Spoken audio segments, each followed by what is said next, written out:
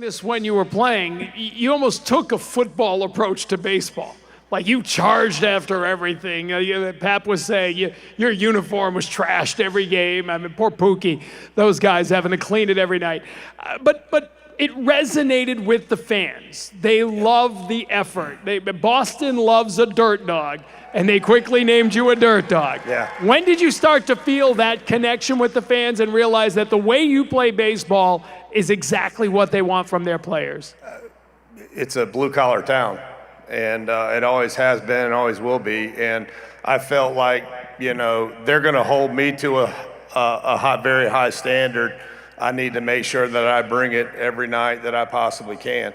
I mean, there was plenty of nights that I wasn't very good at all, but there was some nights where I did have a little bit of success. But to me, Boston, blue collar, hard hat, bring your lunch pail to work every day. I needed to have that kind of mentality coming to the field every day. And it's just something that I didn't think about. That's just what I wanted to. I wanted to do. I wanted to, not only did I want to impress, my parents, I wanted to impress the fans. I wanted the fans to realize that I'm no different than them. I'm going to come out here and work just as hard as they do on a daily basis, and then hopefully help this team win championships. The 99 season, which is really when you became that everyday guy and playing. And I think we forget about that season because of the championship seasons, but that was a magical summer of baseball, right? The All-Star game was here. Pedro was on a roll. ALDS, crazy win. ALCS was nuts. And did that season set you guys up for future success, some of what you went through that year? I think it did. I'm glad that I was still with the organization because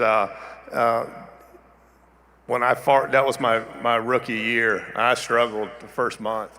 And thank you, Dan Duquette, for not sending me back down or trading me. He's now actually one of my neighbors down in North Carolina. But also the late Jimmy Williams didn't give up on me. We went to work. And that's what I felt like I needed. I needed to get back into the cage, kind of reinvent myself. One former teammate, Brian Dahlbeck, was right there beside me every single day in the cage.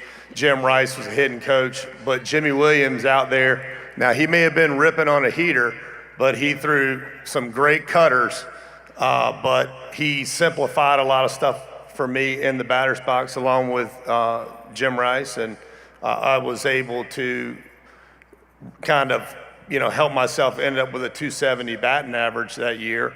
But from then, the success of that team, because all I wanted to do is I wanted to help the team win in any way, shape, or form. Swinging the bat, playing defense, base running, anything.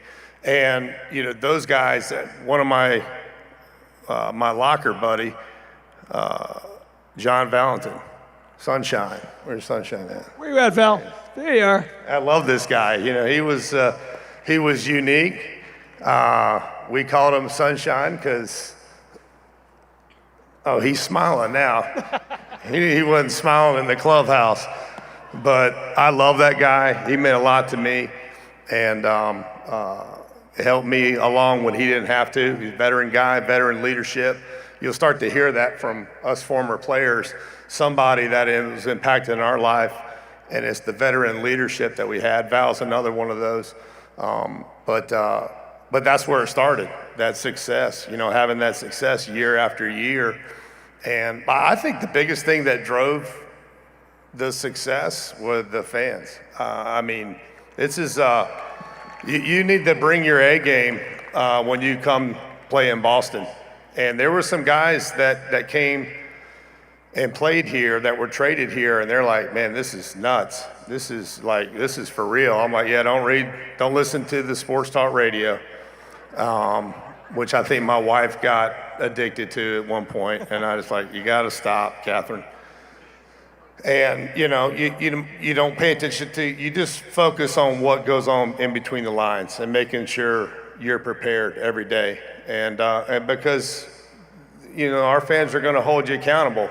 They held me accountable for throwing the ball in the stands with 2 outs, and Yeah, we did on the month post-game later, show that day, too. Huh? We did on the post-game Yeah, show I'm that sure. day. Yeah, I'm sure you guys did too. I think that was a whole segment. Who was on that segment with you?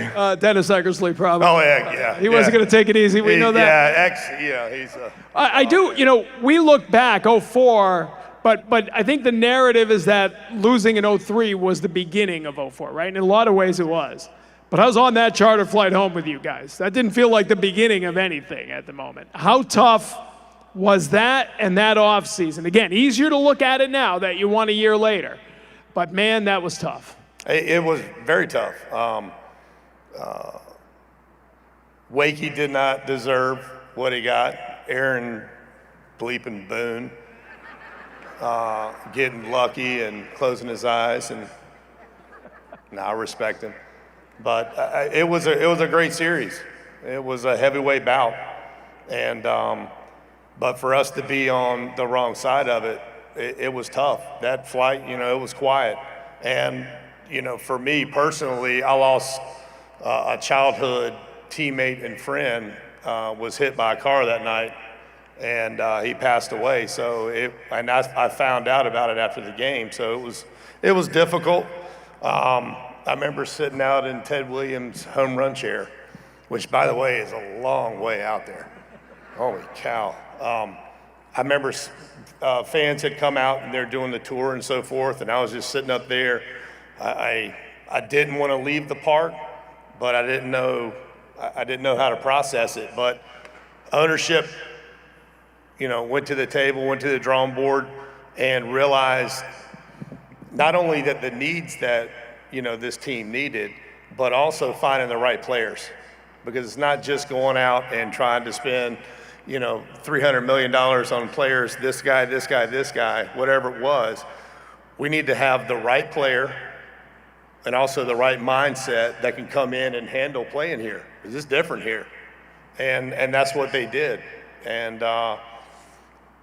the best part about it was how much that team came together. And it wasn't just the 25 guys that were on the roster. It was 5, 6, maybe 10 other guys that came up, maybe did back and forth that helped the team win.